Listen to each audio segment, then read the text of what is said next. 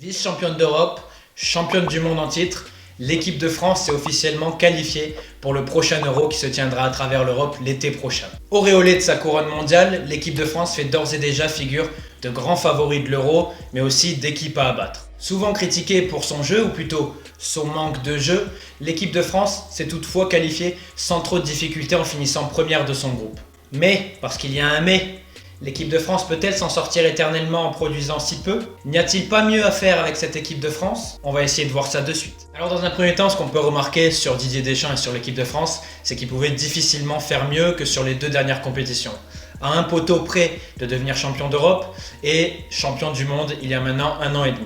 Donc forcément, de tels résultats, ce sont des résultats qui sont motifs d'espoir, à savoir que la méthode Deschamps est une méthode qui marche, c'est une méthode qui gagne. Mais comme vous le savez peut-être, comme vous le savez sûrement, on n'est pas là pour faire l'apologie du résultat. Nous, ce qui nous intéresse, c'est ce qu'il y a derrière. Et ce qu'on constate, c'est que malgré les très bons résultats depuis que Didier Deschamps est à la tête de l'équipe de France, ces résultats-là, ils ont rarement été accompagnés par un jeu très convaincant. Car oui, pour se hisser sur le toit du monde, l'équipe de France a dû compter sur la surperformance de ses meilleures individualités, que ce soit Lloris dans les cages, que ce soit Varane en défense, que ce soit Pogba au milieu ou Griezmann sur le front de l'attaque. L'équipe de France a eu aussi besoin d'un très grand réalisme et d'une réussite assez étouffante sur les coups de pied arrêtés. Je m'excuse par avance pour ma voix qui est un peu cassée, je suis toujours un peu malade. Alors il n'est pas question de remettre en cause les résultats sous Didier Deschamps, il n'est pas question de remettre en cause la couronne mondiale et le succès de l'équipe de France en Coupe du Monde, mais de s'interroger sur la viabilité du modèle de Didier Deschamps. Peut-on s'appuyer éternellement sur une solidité défensive qui est validée offensivement par des exploits individuels ou une grande réussite? Quel est le plan B le jour où des individualités comme Antoine Griezmann, Kylian Mbappé passeront à côté de leur match? Quel est le plan B lorsque le peu d'occasions que l'équipe de France arrive à se procurer ne seront pas converties? Du coup, l'idée de cette vidéo, c'est de présenter le système, le modèle qui pour moi présente le plus de garanties pour l'équipe de France. Et ce modèle, c'est le modèle qui a été appliqué, qui a été mis en place face à l'Albanie, c'est le 3-4-1-2. Pourquoi le 3-4-1-2? Alors avant de répondre véritablement à cette question, il y a une problématique majeure. Il y a une problématique qui est propre à l'équipe de France, mais qui est propre à toutes les équipes, c'est-à-dire trouver le système qui va pouvoir répondre à ces deux questions. La première question, c'est réussir à mettre ses meilleures individualités dans les meilleures conditions possibles pour qu'ils puissent apporter un maximum à l'équipe. Ça, c'est la première question à laquelle il faut répondre. Et la deuxième, c'est donner à l'équipe les clés pour pouvoir faire des différences collectivement. Et comme j'ai pu en parler pour moi il y a quelques minutes, les Bleus de Didier Deschamps, l'équipe de France sous Didier Deschamps, pour moi, c'est une équipe qui vit et qui survit grâce à ses individualités, grâce à ses différences individuelles. Pour moi, collectivement parlant, c'est pas une équipe qui est capable vraiment de mettre en danger l'équipe adverse autrement que par ses individualités. Parce qu'on le sait, pour pouvoir faire la différence, l'équipe de France de Didier Deschamps, elle a besoin des fulgurances de Kylian Mbappé, elle a besoin des coups de patte de Paul Pogba et elle a besoin de l'énorme volume de jeu et des déplacements entre les lignes de Antoine Griezmann. Et c'est vrai que passer la grande solidité défensive collective de l'équipe de France, parce que ça c'est un fait et on ne va pas le retirer à Didier Deschamps et on ne va pas le retirer à cette équipe de France, passer l'énorme solidité défensive, collectivement, il n'y a pas grand chose de positif à tirer de cette équipe de France. Pour moi, il y a plusieurs problèmes majeurs dans l'équipe de France actuellement et sur ce qu'on a vu depuis l'arrivée de Didier Deschamps. Et ces problèmes majeurs, pour moi, ce sont d'une part, au niveau de la relance, un manque de responsabilité des défenseurs centraux, ce qui est assez dommage parce qu'on sait que Umtiti ou Lenglet et Raphaël Varane sont des joueurs qui ont une vraie capacité de pied, qui ont une vraie qualité de pied et qui ont la possibilité d'aider l'équipe de France à cette relance. Mais on voit qu'au niveau de la relance des défenseurs centraux, il y a peu de prise de risque, il y a peu de responsabilité et du coup ça confère énormément de responsabilité à un Paul Pogba qui est obligé, lui, de descendre très bas pour venir aider la relance et être la première rampe de lancement. Donc ça, c'est le premier point négatif de cette équipe de France, c'est le manque de poids des défenseurs centraux au niveau de la relance qui oblige Pogba à jouer très bas et qui donne en plus beaucoup de responsabilités à Pogba, alors que l'intérêt d'une équipe, c'est quand même d'avoir une variété d'options la plus importante possible. Et en plus, ça a un effet boule de neige dans le sens où si Pogba descend très bas, on a aussi un Antoine Griezmann qui lui aussi va devoir décrocher encore plus bas pour pouvoir aider à l'animation et aider à la création de l'équipe de France. Donc certes, Antoine Griezmann sait le faire, mais l'intérêt avec des joueurs comme Pogba, l'intérêt avec des joueurs comme Griezmann, c'est de les avoir le plus haut possible sur le terrain. Donc ça, c'est le premier point qui est dérangeant dans le système actuel de l'équipe de France, c'est le manque de poids des relanceurs au niveau de la défense centrale qui va avoir des conséquences négatives sur un Paul Pogba et sur un Antoine Griezmann. Donc ça, c'est le premier point. Et le deuxième point, pour moi, il est évident, c'est le manque de largeur qu'on a en équipe de France. Alors, on a un manque de largeur d'une part parce que c'est vrai qu'en termes de qualité, en termes de profil, on a peu de profils au niveau des ailes qui sont véritablement intéressants. Mais on a aussi un problème parce qu'au niveau des choix, déjà au niveau des choix de joueurs, c'est pas cohérent. À savoir que Kylian Mbappé, quand il joue à droite, on sait qu'il va pas jouer ailier droit, on sait qu'il va avoir de toute façon vocation à plonger dans l'axe aux côtés d'Olivier Giroud. On sait que quand Matuidi joue à gauche, de toute façon, il n'aura jamais le rôle d'un ailier gauche qui ne va pas écarter le jeu, qui ne va pas créer de différence, que ce soit par ses déplacements sur la largeur ou dans l'utilisation du ballon. Et on sait aussi que de toute façon, nos latéraux à l'heure actuelle, quand c'est Benjamin Pavard, on sait qu'offensivement, ça va très peu apporter. Et on sait que Lucas Hernandez, même s'il a été excellent lors de la Coupe du Monde, c'est pas un latéral qui a vraiment vocation à apporter un gros plus offensivement. C'est avant tout un excellent défenseur avant d'être un très bon contre-attaquant. Donc au final, ça pousse l'équipe de France à avoir très peu de largeur parce qu'on sait que sur les ailes, les joueurs qui sont censés être positionnés sur les ailes, ce ne sont pas des joueurs qui vont apporter de la largeur à l'équipe de France. Et du coup, ça devient difficile pour l'équipe de France de créer des espaces parce qu'on sait que pour créer des espaces, c'est quand même très important d'avoir de la largeur pour pouvoir étirer le bloc adverse. Donc ça, c'est le deuxième point qui est pour moi problématique collectivement au niveau de l'équipe de France, c'est le manque de largeur. Donc l'idée, c'est vraiment de trouver un système qui permette à nos individualités de briller et un système qui permette justement de réduire ces problèmes-là, voire même de les gommer au maximum. Et pour moi, ce système, c'est donc le 3-4-1-2. Alors, pourquoi ? Donc pour bien comprendre pourquoi, selon moi, le 3-4-1-2, c'est le système qui est le plus intéressant pour l'équipe de France, on va reprendre les problématiques énoncées précédemment. Et la première problématique dont j'avais parlé, c'était le manque de poids au niveau de la relance des défenseurs centraux.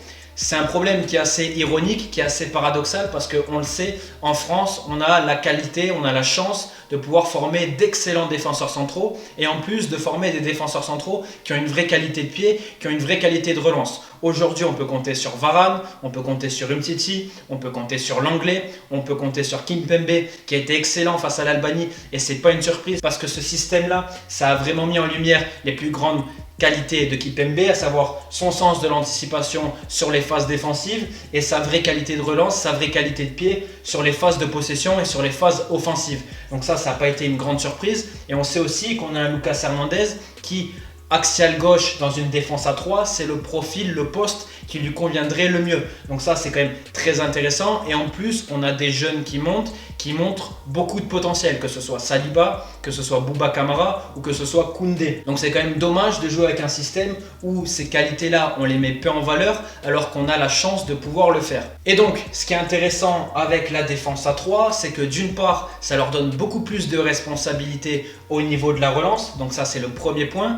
Et le deuxième point, c'est que ça permet également à l'équipe, du moins théoriquement, de pouvoir jouer beaucoup plus haut. À savoir que sur des phases de possession, on le sait, on va avoir les défenseurs axiaux excentrés qui vont manger les côtés comme s'ils étaient latéraux. Ça va permettre aux pistons de jouer beaucoup plus haut et ça va permettre aussi au double pivot de monter d'un cran. Donc ça, c'est vraiment quelque chose d'intéressant avec une défense à 3, c'est la possibilité de jouer beaucoup plus haut sur le terrain. Et on sait que ça, c'est un enjeu majeur pour l'équipe de France parce que si on a un bloc beaucoup plus haut, on va avoir un Paul Pogba beaucoup plus haut sur le terrain, on va avoir un Antoine Griezmann qui va devoir beaucoup moins dézonner parce que même s'il a très bien joué 8 pendant la Coupe du Monde, même si Paul Pogba, il a très bien joué 3e défenseur central, c'est quand même des joueurs qui doivent se retrouver le plus haut possible sur le terrain. Ça, c'est vraiment un enjeu majeur. Donc ça, c'est vraiment très intéressant avec la défense à 3. C'est donner beaucoup plus de responsabilités au niveau de la relance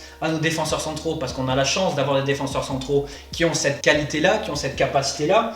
Et du coup, donner moins de responsabilités à Paul Pogba et à Antoine Griezmann au niveau de la création pour pouvoir les retrouver plus haut sur le terrain. Donc ça, c'est vraiment, pour moi, le point positif majeur avec une défense à 3, c'est un bloc plus haut, plus de responsabilités et des individualités comme Pogba et Griezmann qui ont une responsabilité déchargée. Et cette défense à 3, elle va aussi avoir un gros point positif, elle va permettre ou contribuer à gommer la deuxième problématique majeure dont j'avais parlé précédemment, à savoir le manque de largeur.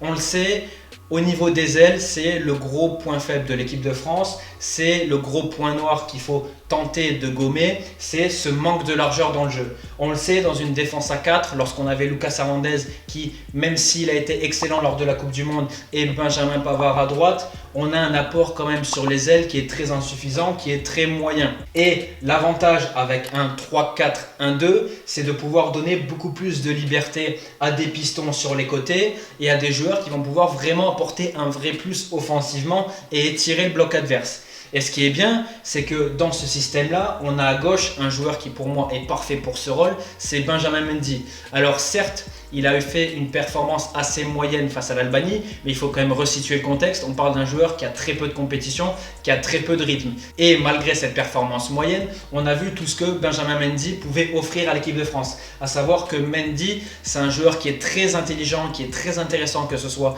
dans ses déplacements et dans son utilisation du ballon, parce que c'est un joueur qui est très intelligent et qui est toujours au bon endroit, au bon moment. En plus, on sait qu'en jouant à City, en ayant Guardiola, c'est l'occasion pour lui de continuer à progresser dans ces aspects-là, parce qu'on sait que Pep Guardiola notamment, il a quand même beaucoup de demandes au niveau des latéraux, et c'est pour ça que c'est pas anodin non plus d'avoir souvent un Benjamin Mendy qui, au lieu de manger la ligne, repique axe pour offrir une solution en plus dans l'entrejeu. Donc ça, c'est aussi l'une des pattes de Pep Guardiola avec ses latéraux, c'est cette faculté-là pour eux de pouvoir apporter un surplus dans l'entrejeu. Donc ça, c'est quand même très intéressant, c'est le profil de Benjamin Mendy pour ce système-là. Après, évidemment, que ce soit un 4-3-3, que ce soit un 4-2-3-1, que ce soit un 3-4-1-2, il y aura toujours théoriquement le problème à droite parce qu'on n'a pas vraiment de candidat qui se dégage. Alors Dubois, il a fait un match assez honnête face à l'Albanie, mais on sait que potentiellement, il n'a pas les qualités, il n'a pas le niveau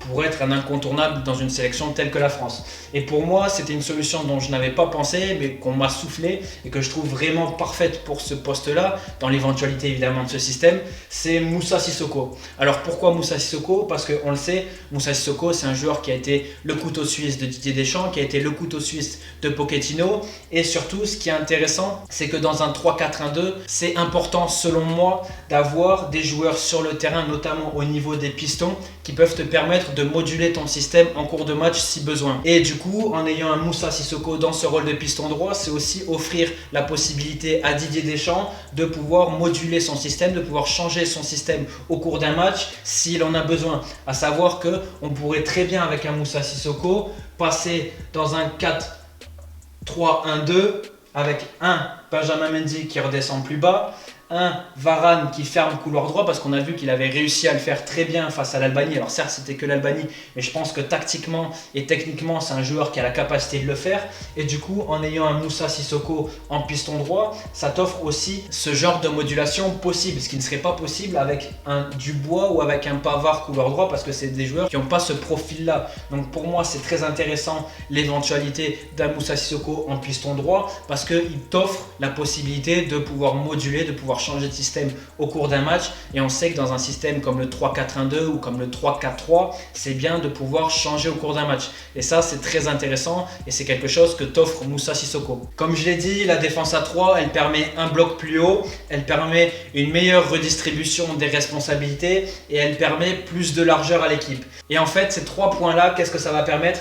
Ça va permettre à nos meilleures individualités de pouvoir briller. Et la première individualité qui va vraiment profiter de ce système-là, c'est Antoine Griezmann. Pourquoi? Parce qu'on le sait, Antoine Griezmann, ce n'est pas un soliste, ce n'est pas un joueur capable véritablement de faire la différence balle au pied. Antoine Griezmann, c'est un joueur de connexion.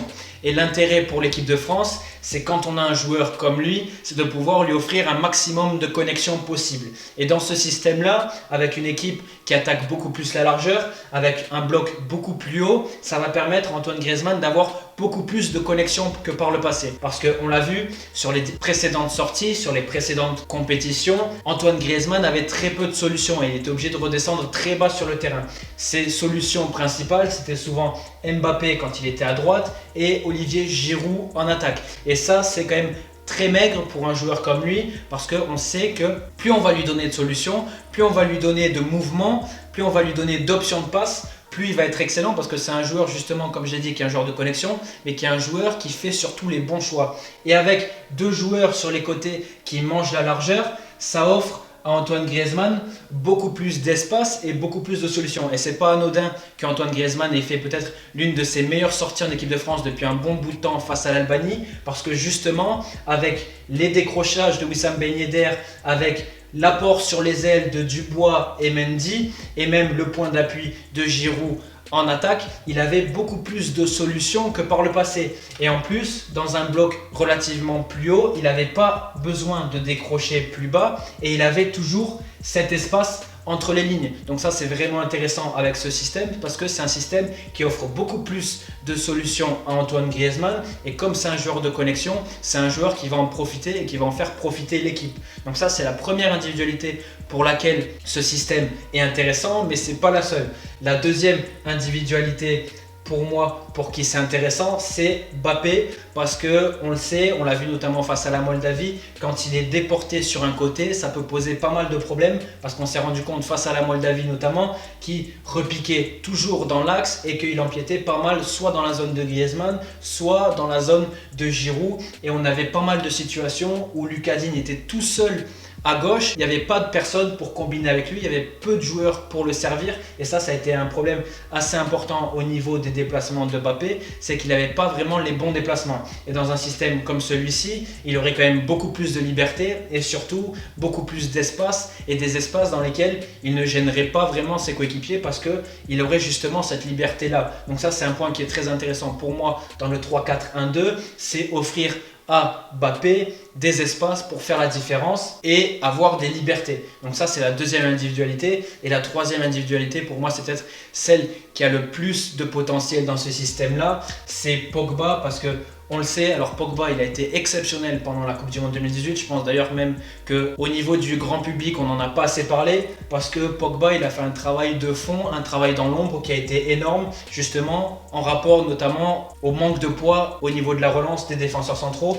Et on a eu un Pogba qui a quand même joué très très bas, qui a fait beaucoup de travail ingrat, parce que justement c'était lui qui avait toutes les clés du jeu au niveau de la relance, au niveau de la première rampe de lancement, c'était lui. Et quand même, quand on a un joueur comme lui, pour moi c'est du gâchis et c'est une sous-utilisation. Un joueur comme Pogba, le but c'est quand même qu'il puisse se retrouver beaucoup plus haut sur le terrain, qu'il puisse se retrouver dans les zones de vérité, parce qu'un joueur de cette qualité-là, qu'elle soit technique ou intellectuelle au niveau de ses choix, il faut que ces joueurs-là, comme Griezmann, ils puissent se retrouver le plus haut possible sur le terrain, parce que c'est dans ces zones-là qu'on a besoin de nos meilleurs joueurs. Et donc avec un système comme celui-ci, avec un bloc beaucoup plus haut, ça permettrait à Paul Pogba de se retrouver plus haut sur le terrain et de pouvoir faire des différences beaucoup plus importantes pour l'équipe de France. Surtout, en plus, on le sait, c'est qu'un joueur comme Kanté à côté de lui, on sait que lui, il est capable de faire le travail de fond, il est capable de pouvoir mettre Pogba dans les meilleures conditions et de le décharger aussi au niveau du travail défensif. Et on sait que c'est quelque chose de théorique, mais plus le bloc est haut, plus le bloc est resserré et haut sur le terrain, plus ça va être compliqué pour l'équipe d'en face de ressortir des ballons, de trouver des espaces. Donc c'est toute une somme de choses qui vont permettre à l'équipe de France de briller collectivement et de mettre en difficulté l'équipe adverse. Parce qu'on sait, il y a aussi un enjeu par rapport à l'équipe de France, par rapport à la prochaine compétition, c'est qu'en tant que championne du monde, l'équipe de France va être beaucoup plus attendue. Et le système utilisé jusqu'à aujourd'hui, c'est quand même un système relativement prévisible, parce qu'on sait qu'il va uniquement reposer sur les fulgurances d'Mbappé, sur les décrochages de Griezmann et sur Paul Pogba en rampe de lancement. Le but, c'est de pouvoir offrir un système qui puisse mettre en difficulté collectivement les équipes adverses et plus seulement par nos individualités. Donc voilà, le but de cette vidéo, c'était de présenter un système qui, pour moi, propose énormément d'opportunités pour l'équipe de France. Je vais récapituler, mais à savoir un bloc plus haut, plus de largeur, une meilleure redistribution des responsabilités au niveau de l'entrejeu, tout en permettant de mettre ses meilleures individualités dans les meilleures conditions possibles. Après, on va pas se leurrer, Je ne me fais peu d'illusions sur la mise en place d'un tel système. Je pense que Didier Deschamps a beaucoup de garanties avec ce qu'il a fait jusqu'à aujourd'hui et qu'il va continuer dans cette lignée-là. Mais le but, c'était vraiment d'essayer d'avoir une réflexion globale sur ce que produit l'équipe de France jusqu'à aujourd'hui et ce qu'elle pourrait produire potentiellement avec toutes ces individualités et tous les excellents joueurs qu'on a. Et même pousser la réflexion un peu plus loin et avoir une réflexion peut-être aussi sur le football international. On sait que le football international, ce qui compte au niveau des sélections, ce qui compte de plus en plus, c'est la finalité, c'est les résultats. On se rend compte qu'en termes de projet de jeu, qu'en termes de vision long terme, c'est de plus en plus rare parce qu'on l'a vu sur les dernières années, on a eu des équipes comme l'Espagne, on a eu des équipes comme l'Allemagne, on a eu des équipes comme le Chili qui ont construit un modèle de jeu, qui ont construit une philosophie de jeu sur des années jusqu'à arriver au succès. Et on l'a vu sur les 2 dernières compétitions, on a vu le Portugal à l'Euro 2016, on peut même dire la France à l'Euro 2016 et la France à la Coupe du Monde. Ce sont 2 ou 3 équipes selon la façon dont on voit les choses. Ce sont des équipes qui ont eu une vision très court-termiste, à savoir comment arriver au résultat de la façon la plus simple possible et en présentant le plus de garanties. Mais le problème, c'est qu'en ayant cette vision-là, la France a certes eu de très bons résultats, on a réussi à être champion du monde grâce à cette vision-là, grâce à ce modèle-là, mais pour moi c'est quelque chose d'éphémère, à savoir que quand on retrace le parcours de l'équipe de France en Coupe du Monde, on a vu en poule que ça a été très compliqué, alors certes on a assuré la sortie des poules sans trop de difficultés, mais on a vu qu'en termes de production ça a été très décevant, et on a vu que sur la phase finale, que ce soit face à l'Argentine, où on a eu un match très compliqué, où on s'en est sorti avec pas mal d'exploits individuels, que ce soit Mbappé ou Pavard, où on a vu aussi face à l'Uruguay qu'on s'en sort sur un coup de pied arrêté, puis une bourde de Muslera. On a vu face à la Belgique, on s'en sort sur un coup de pied arrêté encore. On a vu en finale où on a eu un match catastrophique et on s'en sort assez miraculeusement parce qu'en termes d'individualité, en termes de niveau brut, on était largement au-dessus de la Croatie. Mais on a vu quand même que sur cette compétition-là, certes on est champion, certes c'est l'essentiel, mais au niveau de la production, ça a été très pauvre. Et le but, c'est quand même de pouvoir aborder les prochaines compétitions en ayant le plus de garanties possible. Parce que c'est en ayant des garanties sur le jeu qu'on va pouvoir avoir le plus de chances d'arriver aux meilleurs résultats. Et il ne faut pas se leurrer, il ne faut pas s'arrêter uniquement sur les résultats des dernières compétitions, mais il faut quand même avoir une réflexion pour moi sur ce qu'on produit, sur le jeu qu'on fait, parce que ce sera toujours par le jeu qu'on arrive à un succès, qu'on arrive à des résultats. Et l'exemple de l'Espagne, l'exemple de l'Allemagne, l'exemple du Chili, pour moi, ce sont les meilleurs exemples, à savoir 3 sélections qui ont construit leur succès sur du long terme à travers un modèle de jeu précis, alors qu'en France, on est toujours sur une vision court-termiste, alors que Didier Deschamps, il est là peut-être depuis 6 ou 7 ans. Et en 6 ou 7 ans, on n'a pas l'impression qu'il y ait une véritable empreinte en termes de jeu, alors que pour le coup, on a vraiment des joueurs d'une très grande qualité, on a des joueurs capables de pouvoir s'adapter à plusieurs systèmes différents, mais on a toujours l'impression que le résultat passe avant tout et que pour arriver à ce résultat-là, il faut les recettes les plus simples. Et personnellement, pour moi, c'est une vision, certes, qui a marché parce qu'on a gagné, mais c'est une vision qui sur du moyen terme, qui sur du long terme causeront notre perte, alors qu'on aurait pu sur du moyen terme et du long terme arriver à de très bons résultats en ayant une vision peut-être plus large, en ayant une vision peut-être plus ambitieuse. Et c'est pour ça que je parlais de ce 3-4-1-2, parce que le but de ce 3-4-1-2, c'est de certes toujours pouvoir assurer la performance de nos individualités, mais construire quelque chose de cohérent collectivement qui nous permette, en cas de baisse de forme de nos individualités, d'avoir toujours des armes pour faire la différence. Parce que comme je l'ai dit, comme je l'ai problématisé dans cette vidéo, c'est que faire avec le système actuel lorsqu'on aura un Mbappé ou un Griezmann ou un Pogba dans un jour sans. Comment on va faire pour trouver la différence, sachant en plus que collectivement, on est une équipe qui se procure quand même très peu d'occasions. Donc voilà, j'espère que cette vidéo vous a plu. Si c'est le cas, n'hésitez pas à mettre un pouce bleu sur la vidéo, à me dire en commentaire ce que vous en avez pensé, parce que c'est vrai que c'était une vidéo assez longue, assez profonde, où j'ai essayé vraiment de pouvoir traiter un maximum d'aspects. J'espère qu'au niveau de la compréhension, ça a été facile d'accès. C'est un retour que vous me faites souvent sur les vidéos, à savoir que les vidéos sont simples à comprendre, donc j'espère que celle-ci l'aura été aussi. N'hésitez pas à me faire plein de remarques en commentaire si vous le souhaitez. De toute façon, vous le savez, je réponds à quasiment tous les commentaires. Donc, je vous remercie encore d'être toujours présent pour les vidéos et on se dit à bientôt pour une nouvelle vidéo. À bientôt.